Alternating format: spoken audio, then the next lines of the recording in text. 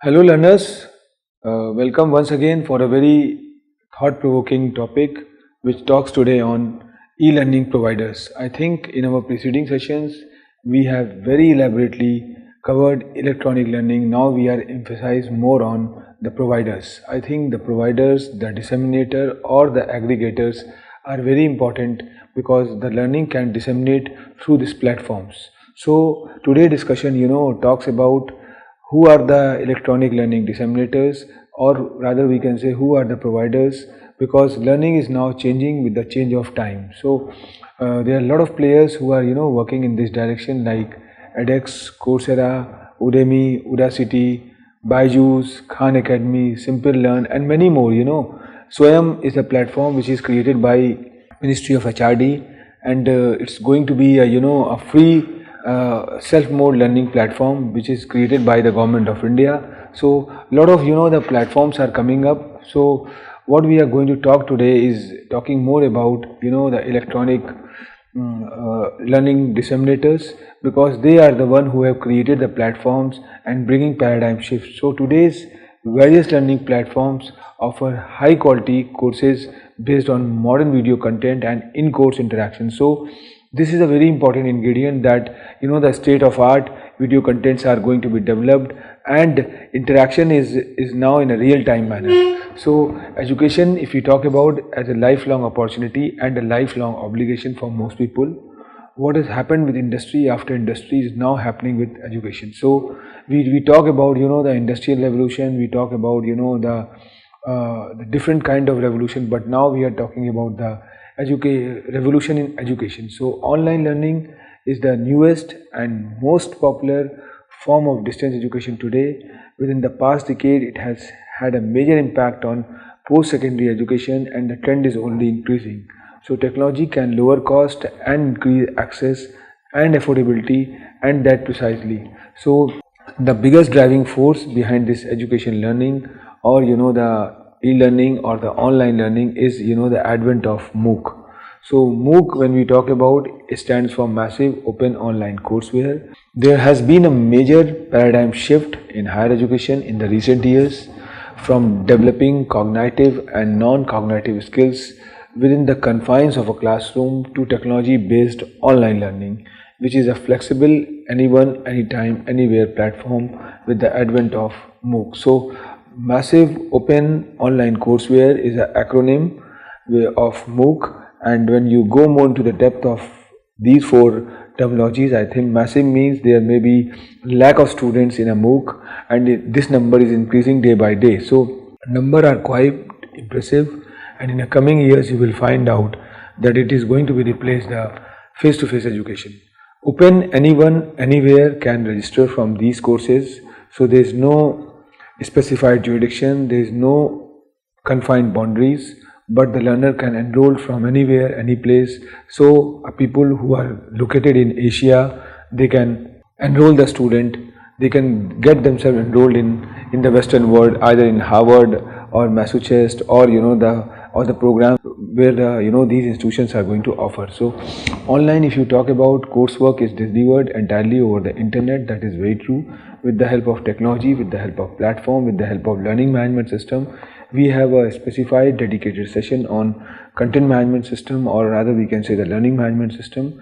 This is the platform these aggregators, these disseminators have developed. And courses, when you talk about, MOOCs are very similar to most online college courses, and in the coming years you will find out the school going kids are also getting a flavor of all these courses. If you talk more about a MOOC, a massive open online course, a MOOC is an online course that offers open access via the internet for free or at low cost.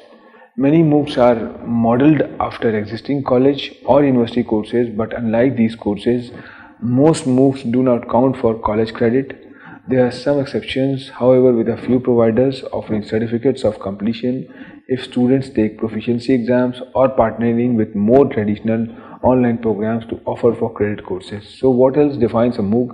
As the name suggests, many MOOCs have huge class size, with the largest on record topping out at over 3 lakh students. So another important element of MOOC is open licensing. I think in our preceding lectures we have talked about the open source or the open learning or open licensing. This, when you talk the term open, I think you are quite open. You are talking about the things in a free mode. So the learning is free, the disseminator is free, and the everything is free, even the examination evaluation procedure. So this can apply not only to the course itself, which offers open enrollment, but also to much of the content, structure and resources employed by the course, allowing anyone anywhere to sign up and take the course. When you talk about the MOOC is basically a free and open source software which use this platform and then disseminate learning through different modes. So there are huge number of e-learning disseminators or the providers.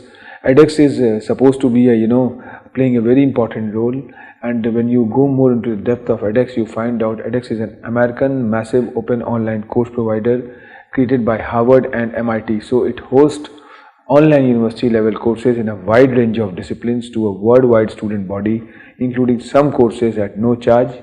It also conducts research into learning based on how people use its platform. So edX is an American massive open online course provider created by Harvard and MIT. It hosts online university level courses in a wide range of disciplines to a worldwide student body, including some courses at no charge. It also conducts research into learning based on how people use its platform. edX is a not-for-profit organization and runs on the free open edX open source software platform.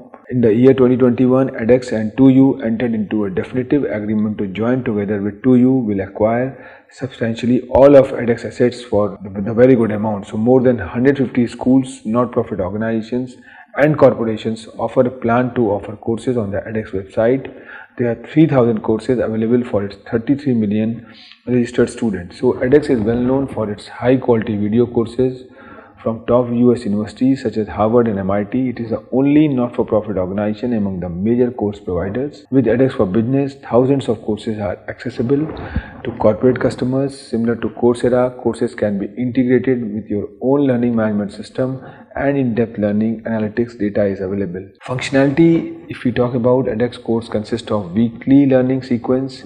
Each learning sequence is composed of short videos interspersed with interactive learning exercise where students can immediately practice the concept from the videos. The course often include tutorial videos that are similar to small on-campus discussions, groups, an online textbook and an online discussion forum where students can post and review questions and comments to each other and teaching assistants. Where applicable, online laboratories are incorporated into the course. For example, edX first MOOC, a circuits and electronic course, students build virtual circuits in an online lab. This is a very important ingredient because there are certain courses which require practical component, but with this platform, with this approach, I think the theoretical chapters are also taken into consideration as well as the practical chapters. So wherever we require laboratory programs, wherever we require laboratory courses, this can also be governed through this online mode. So edX offers certificates of successful completion in some courses are credit eligible. Whether or not a college or university offers credit from an online course is within the sole discretion of the school. So edX offers a varieties of ways to take courses, including verified courses where students have the option to audit the course or to work towards an edX. So edX also offers X-ray certificate. In some courses, the examination is also available by paying the certain amount. So if you talk about the second the player in this e-learning disseminating offering program, I think the Coursera is there. Coursera is again an American massive open online courses provider, founded in 2002 by former Stanford University computer science professor Daphne Koller and Andrew Ng. The Mountain View, California-based company offers individual access to online courses and degrees from top universities, a business that has boomed through the pandemic COVID-19. So Coursera works with universities and other organizations to offer online courses, certifications and degrees in varieties of subjects. The world's largest platform for online course from universities and other institutions, Coursera offers access to the professional learning portal. LMS integration is available upon request. You can compile courses for your employees, yourself, or with the help of Coursera experts, and there are various things by which things are there. Reference customers include L'Oreal, Philips, Infosys, and Pfizer. Shares of education tech company Coursera closed up to 36%, and if you see, the company raised nearly $5520 million at an implied $4.3 billion valuation. Courses was last valued in the private market at $3.6 billion as per the pitch book. So according to company, IPO prospects are more than 150 universities offered upwards of 4,000 courses, and during the pandemic, Coursera has also partnered with more than 330 government agencies across 70 countries and 30 US states and cities as part of Coursera workforce recovery initiatives, which help governments offer unemployed workers free access to thousands of courses for business, technology, and data science skills from companies including Amazon and Google. Now, these are the Western companies which have come up. On the other hand, the Indian companies are also coming up in this direction. Vedantu is an Indian online tutoring platform where teachers provide tuitions to students over the internet using a real-time virtual learning environment named Wave. It operates on a marketplace model for teachers where students can browse, discover, and choose to learn from an online tutor.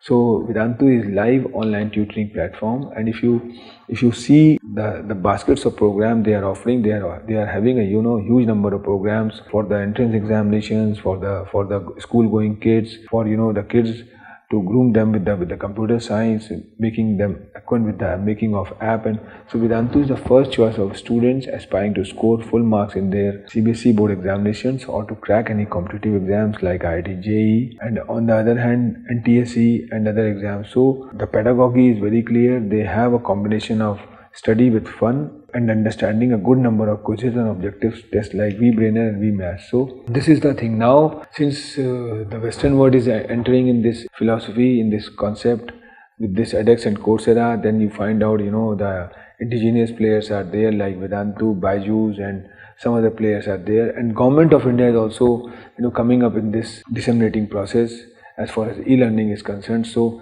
Swayam MOOC platform is world's largest online free e-learning platform portal. It had been designed to achieve the three cardinal principles of education policy, that is access, equity, and equality, by covering school, vocational, undergraduate, postgraduate, engineering, and other professional courses. So Swayam, being the Indian chapter on MOOC, is rightly poised at this juncture to bring transformative changes in educational outcomes by extending reach and access to quality educations at economical cost. So if we go more into the depth of this Swayam means self, which is again an acronym, is a Sanskrit acronym that stands for Study Webs of Active Learning for Young Aspiring Minds.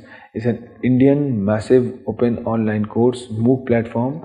Swayam is an initiative launched by the then Ministry of Human Resource Development, now Ministry of Education, Government of India, under Digital India, to give a coordinated stage and free entry to web courses covering all advanced education, high school and skill sector courses. It was launched on July 2017 by Honorable President of India. Swayam has been developed cooperatively by MHRD and AICT with the help of Microsoft and is equipped for facilitating 2000 courses.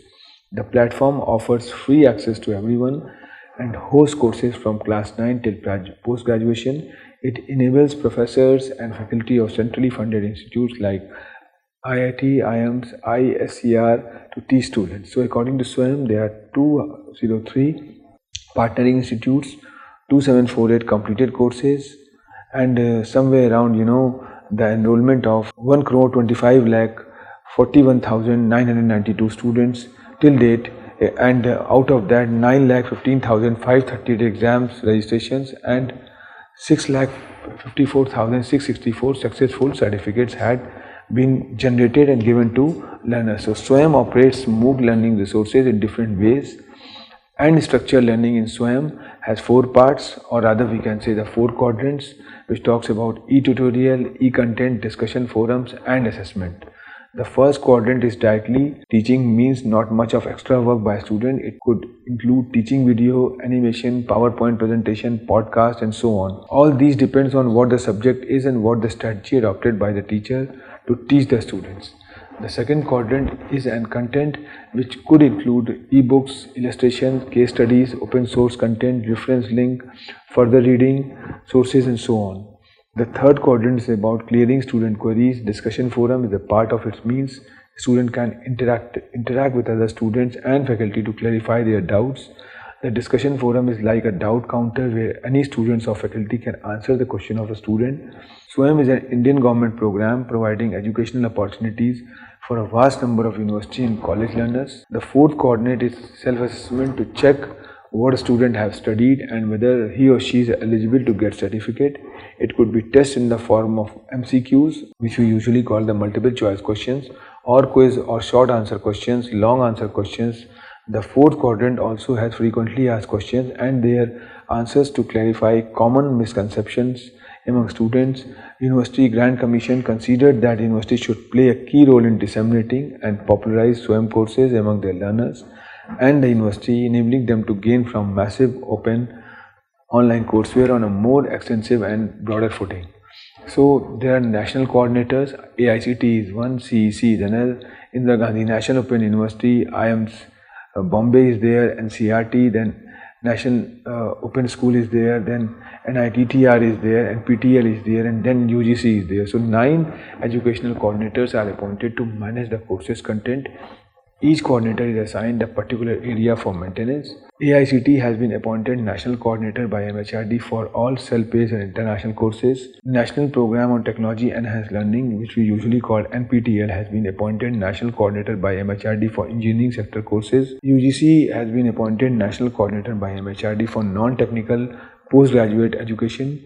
Consortium for Educational Communication has been appointed National Coordinator by MHRD for undergraduate education. NCRT, National Council of Education Research and Training, has been appointed National Coordinator by MHRD for school education.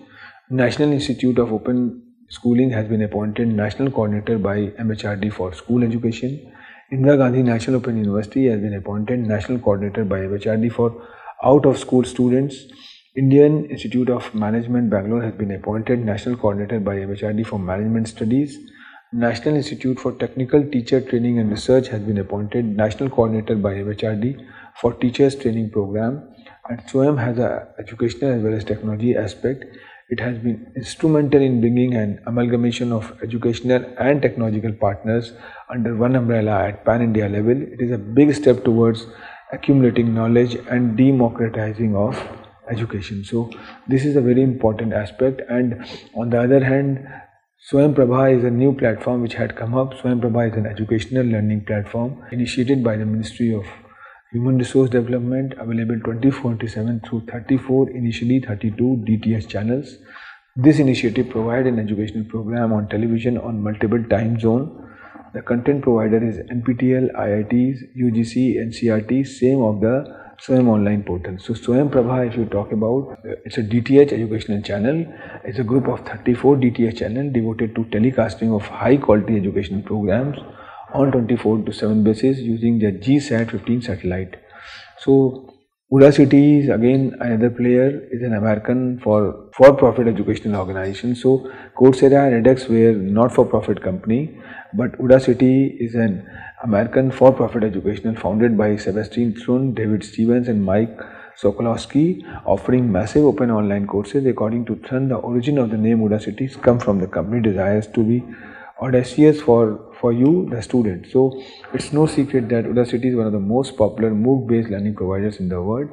Since the company has such popularity and reach, there are a lot of people who are looking for reliable Udacity reviews online. And today we would like to take a good and thorough look at Udacity and help you to understand what this platform is all about. So Udacity has a couple of unique features, namely the Udacity Nano Degree and the Udacity Nano Degree Plus. Since there are many people that questions is Udacity Nano Degree worth it, are looking for Udacity Nano Degree Plus reviews, and students do receive a lot of information and get the ability to learn a particular IT based skill through this platform. And this is the USP of that. It's no secret that people judge on learning platforms, and the Udacity is a pretty generic yet still neatly made and informative. And a lot of such platforms choose to invest in this content, and which talks about that. So then you have a Byju's, which is again an Indian multinational educational technology company headquartered in Bangalore, founded in 2011 by Baiju Ravindran and Divya Gokulnath, As of 2021, Baidu is valued at $18 billion, making it the world's most valuable education and technology company. And then Topper is there. Topper runs an app providing education content for students for class 5 to class 12. Topper's earnings come only via subscriptions, although it provides a free content. And then you have a Simple-Learn, which is again, a very innovative institute, or rather we can say the e-learning disseminator, and it had been collaborated with Caltech, Purdue, AWS, which is Amazon Web Services, IBM and Microsoft. So an immersive learning experience will come up when one go through Simple-Learn, because they develop skills for real career growth, learn from experts active in their field, not out of touch trainers, learn by working on a real world problem, structured guidance ensuring learning never stops. So this is the USP of Simple-Learn. And then the Khan Academy is there. Khan Academy is again American non-profit educational organization created in 2008 by Sal Khan with the goal of creating a set of online tools that help educate students. The organization produces short lessons in the form of videos. Its website also includes supplementary practice, exercise and materials for educators. This is the way by which the company used to work. The pedagogy is there for every student, every classroom. Real results are coming, and it empowers teachers to support their entire classroom. And you find out that 90% of US teachers who have used Khan Academy have found effective. And then the FutureLearn is there, the most important European provider of online course in the United Kingdom. Is that part of the Open University, the largest distance learning university in Britain. Their corporate business FutureLearn is still in the infancy, and most customers are headquartered in their home market in England, such as retail chain Marks Spencer's. And then you have Udemy. So Udemy, unlike the 3 course platform mentioned above, Udemy does not come from university but from independent experts in their respective fields. Learning and development department will find the relevant content. Udemy for business, and there are different pricing plans also. Team, enterprise and not-for-profit is there, and then reference customers include Apple, PayPal, Volkswagen and Adidas. Skillshare is again another disseminator which offers large number of short practical video lessons. It's not so much about lengthy educational course but more about instantly adding specific skills needed by day-to-day tasks.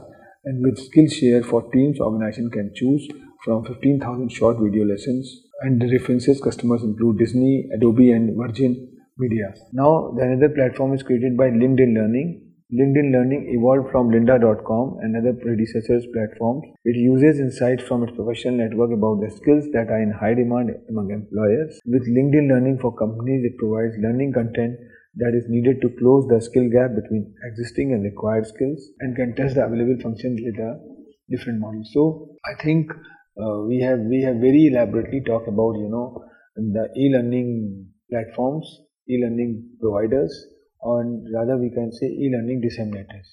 So learning is a very important ingredient, we know, and when you are talking about the contemporary way of doing the learning, I think the technology matters a lot.